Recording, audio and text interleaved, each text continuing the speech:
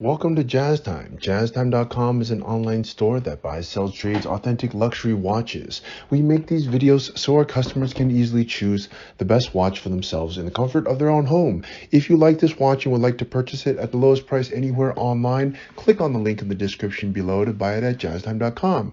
Today, I'm going to be reviewing the Patek Philippe Ultra Thin Mechanical Self-Winding Movement Calatrava Reference 7200R-001.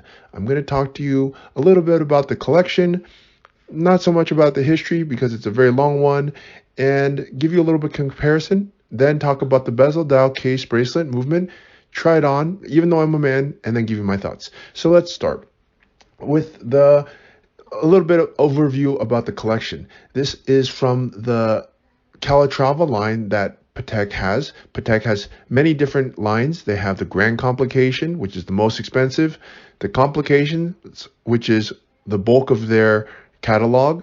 They have the Calatrava, which is their entry level, which is what you're looking at here, although their entry level are still very nice and they still start around like $30,000. Then they have sort of several other ones that are a little bit off the radar and don't have a lot of models, kind of like almost not one-offs, but very unpopular lines, but doesn't make them not good. Still very beautiful, which is the Gondolo and the Golden Ellipse. And of course, they have some very famous ones, the Nautilus and Aquanaut, which probably need no introduction. But today we're going to be focusing on the Calatrava. And that's the entry point for circular traditional dress watches that Patek is so famous for. Now, the Calatrava are made for both men and women. The men have obviously a larger one, and there's many different models, but we're going to focus on the ladies one. Now, as of 2023, the Calatrava for ladies basically has two models, which is the one that you're looking at here, which is the ultra thin reference 7200R, and they have another version, which is a reference 4997, which is also a Calatrava, but it looks slightly different. And if you want to take a look at that, you can go to our website as well. Now, the 7200, which is what we're looking at here, there's many different variations of it. This is the current variation of it. And what makes it special? Well, first of all, let's talk about the other variations real quick. This variation that you see here is the most plain variation. It's just simple rose gold and time only, not even date. It has no diamonds and has a basic leather bracelet. That's the current model. Now, they also make another version with a diamond bezel around it, and they also make another version just like this, but with a bracelet on it. Okay, so you can choose. Now, we're talking about this one, so that's the overview for the collection. And I said I wasn't going to talk about much of the history of the company. Patek Philippe's been around for, I think, like 175 years or something like that. Puts it up there with one of the oldest watch companies, up there with Audemars Piguet, Vacheron Constantin, and Patek Philippe. These are some of the oldest watch companies in the world. All right, so let's go ahead and dive right in and talk about each part, starting with the case. Now, the case is made of rose gold, and it has a diameter of 34.6 millimeters. Let's just call it 34 millimeters. Now, to give you some reference, you might be wondering, well, is that a good, bad, or what kind of size is this? 34 millimeters is a mid size. It's an average size. It's not a massive size. You know, a massive watch for a female is going to be somewhere in the 39 millimeter or larger, which they do have that one in the complications section. But, you know, for most women, 38, 39 millimeters is really going to be too big.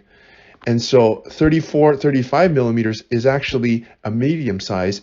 And as the name suggests, it fits most women. Now, a smaller watch, fortunately, Patek doesn't make watches that are too small. A very small one would be under 30 millimeters, which would be very small. And they're not making any under 30 millimeters. So this is a medium size. And you might wonder why I keep on talking about this size. Well, size is very important when it comes to watches. That's the reason why they make watches in different sizes. And this being a 34 millimeter is actually the perfect size. It's going to fit most women just fine. Where you can see a little bit of the head or all of the head and a little bit of the bracelet. Okay. And what else is really interesting about this watch? So much so that they even put it in the title of the name of this watch. They call it the ultra thin mechanical self-winding movement. Okay, let's break that down a little bit. It's ultra thin. What makes something ultra thin? Now let's turn it on its side and look at the side profile. The watch is 7 millimeters in thickness on side profile. To give you some idea, anything less than a date just, a lady's date just is 11 millimeters. Anything less than 10 is considered thin. Anything less than 8 is considered ultra thin. And this means 7 millimeters is ultra thin. So they just called it ultra thin. And why would you want to watch this ultra thin? Well, it fits under the cuff very easily. Not that women wearing cuffs all the time, but women generally are smaller than men. So for a man, 8 millimeters is considered thick, or sorry, ultra thin. So for a woman, 7 millimeters is considered ultra thin. And the benefits are that when it has a low profile, it's very easy to wear. It feels like there's almost nothing on your wrist, and it doesn't bump against anything. It doesn't get in your way. A thicker the watch is actually the harder it is to wear. Actually, the bigger the watch is, the harder it is to wear, and especially the thickness. And this watch being mid-sized and thin, it makes it really comfortable to wear. And you might wonder, well, it's not a big deal to have a comfortable watch. Well, yes, it is, because you may be wearing this watch a lot, as in like all day long, from morning to night. And some people even sleep in their watch. So, thickness does matter. Okay. That being said, this was, in my opinion, has a perfect size and thickness. Okay, let's go ahead and talk about the dial. The dial is a silvery grained gold applied Breguet numerals. Now let's break that down a little bit. They actually call this a silver dial. I call it white. They say silver because it kind of has a little bit of a hue to it, but to me it looks ivory white. They actually used to even call it ivory, which is another like an off white, and they call it silvery now. But it's a white dial to me, and they say this has Breguet numerals. Now I don't know why they call it Breguet exactly. Why don't they just call it Arabic? It looks Arabic, but at any rate, it's the numbers. Instead of having indexes, which is like slashes or circles, they put the actual number. Actual number, and those are actually fashioned in rose gold, and they're all placed there by hand. So I think it adds more classiness to the watch, and it makes it look much more elegant with these Breguet applied hour markers than it would if it were just simple ticks. Kind of looks almost like a clock, like an old school clock a little bit. I like that about it. Okay, and also if you notice, let's move on to the bezel. The bezel is very thin on it. There's no diamonds on it. And what's the benefit of that is that I believe it opens up the dial, makes the centerpiece, the dial, and the hour markers that are going around it, and it frees up the space. It makes it look very uncluttered, very free, and of course very elegant. So I like that. I guess I forgot to mention this since we were talking about the case. Now, the case, I already told you the dimensions of it, but I actually forgot to talk about the lugs. Now, the lugs are the thing that connects the bracelet to the head. Now, you might be wondering why I need to talk about that. Well, you know what? It's a very interesting way that they connected it. I mean, it looks simple, but Patek is known for making beauty out of simplicity. They just make simply protruding lugs that connect to the bracelet, but they've done so in such a nice way, and they made it with this the screws kind of stick out a little bit in such a way that it looks, I mean, it looks beautiful to me, but it looks simple. So I guess simplicity and beauty, it's a nice way to connect it. Not a lot of watchmakers are doing this very traditional way of connecting the head to the bracelet. So I guess you could say that. Okay, now let's talk a little bit about the next thing, which would be the strap. The strap is simply an alligator strap with square scales. It's hand stitched, matte, pearly beige. Okay, and that just means it's a beige crocodile strap. And of course, you can actually change these straps. Patek allows you to do that.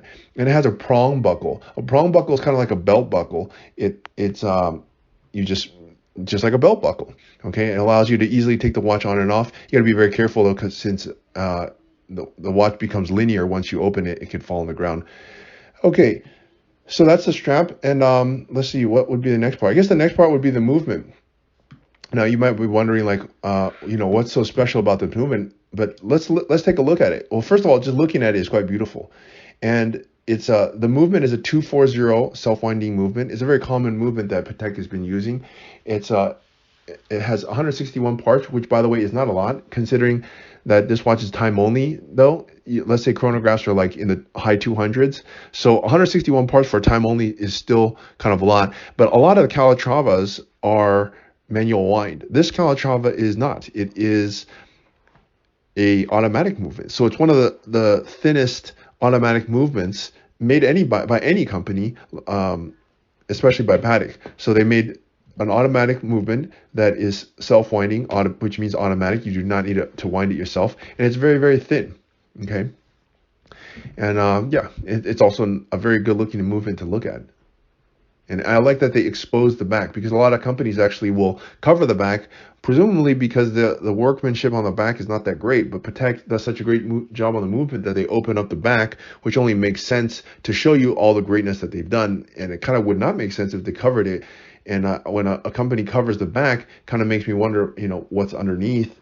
I like to see the back, especially at this price point. And by the way, if you want to buy this watch at the lowest price anywhere online, you have to go to jazztime.com by clicking on the link in the description below. Okay, now that brings us to the end of the video. Since I've talked to you about all the parts I said I would, the comparison to other models, the history a little bit, the case, bezel, dial, bracelet movement, and now it's time for me to try it on. Now it's just a little bit too small for me. I'm 6 foot tall, 200 pounds, and I have a 7.5 inch wrist. So it's not gonna. You're probably gonna be much smaller than I am, and so you can use your imagination to see what it's gonna look like.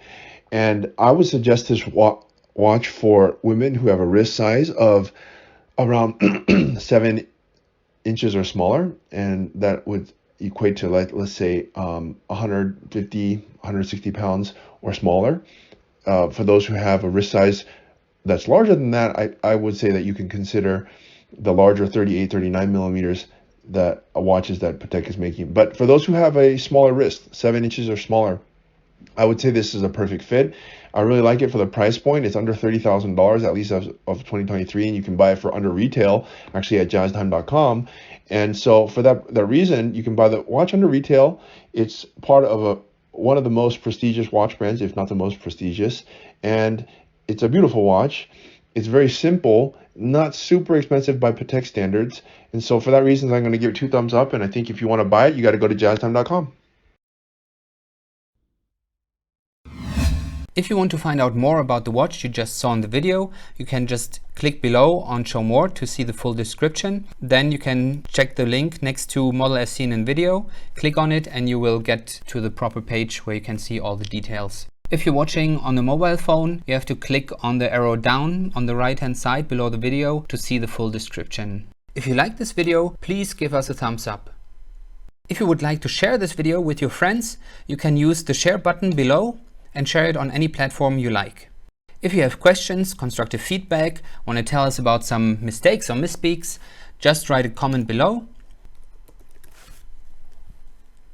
If you want to see more videos like this, you should subscribe to our channel and visit our channel page where you can find all the videos. And if you're interested in a specific watch brand, you can check out our playlists. If you want to check the price for a watch or want to buy one, remember at jazztime.com you always get a steep discount, so you should check the prices with us. If you want to know the price for a specific watch, just go to Google, type in JazzTime, plus the brand, model, and the details you're interested in, and Google will find the right page for you. Thank you for watching.